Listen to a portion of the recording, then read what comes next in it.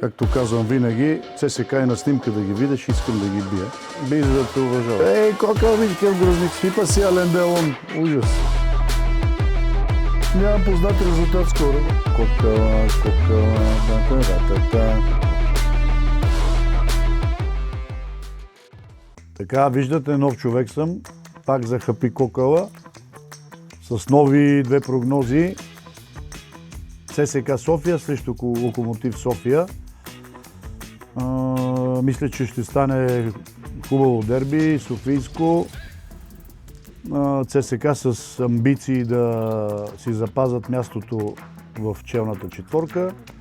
Локомотив София, видяхме и срещу Левски, са доста стабилен отбор.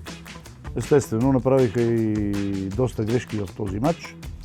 Аз мисля, че резултата ще бъде в този матч точен 2-2.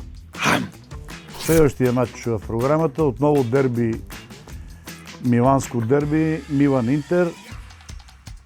Интер са по-напред в класирането, дори мисля, че са първи, с амбиции да задържат това място до края, да дигнат шампионската титла, но пък, знаете, в такива дербита прогнозите много рядко се случват и се сбъдват.